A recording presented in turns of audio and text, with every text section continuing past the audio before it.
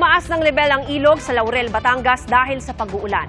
Abot baywang na baha naman ang naranasan sa Cainta, Rizal. Saksi si Ian Cruz. Hanggang hita ang baha sa Barangay San Isidro, dito sa Cainta, Rizal. Marami ang napilitang lumusong, gaya ng estudyanteng ito na ipinasya ng maglakad dahil patuloy ang pagtaas ng tubig.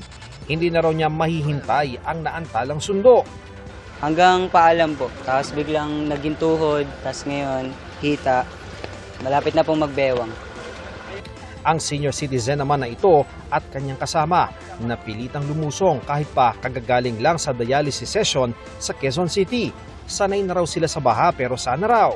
Ano ba dapat gawin ng gobyerno dapat na ginagawa na nila noon pa? Yung flood control, ewan ko, wala naman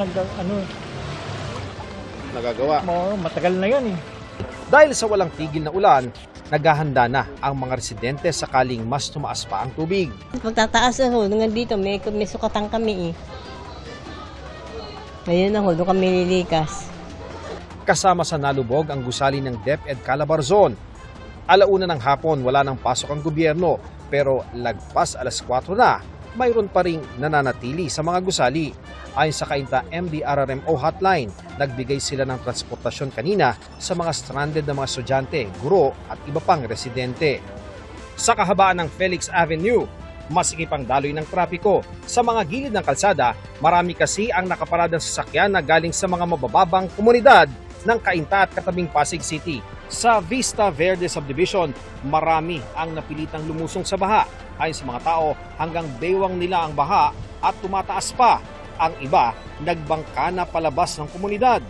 Hanggang baywang po. Hanggang baywang. So talagang kailangan na magbangka. Opo.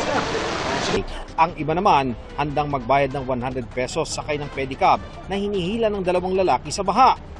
Wala na kasing tricycle na bumabiyahe. Kaya ito na lang. Tsaka yung bangka. Ang iba, kasama pa sa mini pool na ginawang bangka ang mga fur babies para makalikas. Pati ang lumang bathtub, ginamit na rin na bangka para makapaghatid ng mga pauwi sa bahay.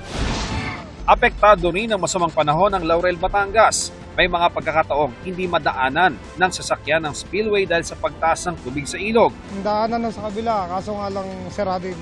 Sigurado, hindi mo makapalampas sa mga yan. Antayin na munang humupa para makadaan. Pero ang ilang residente, para lang makauwi, ay napilitang tumawid sa umapaw ng spillway. Medyo malakas ang agos, kaya naman. Pero kung sasakyan hindi kaya. May umapaw ding creek. Umagos din ang tubig na may halong lupa sa kalsada na lumikha ng konting baha. Pero bago pa man mangyari ito, nagsagawa na ng preemptive evacuation ang lokal na pamahalaan. Para sa GMA Integrated News, ako si Ian Cruz, ang inyong saksi. Mga kapuso, maging una sa saksi. Mag-subscribe sa GMA Integrated News sa YouTube para sa iba't ibang balita.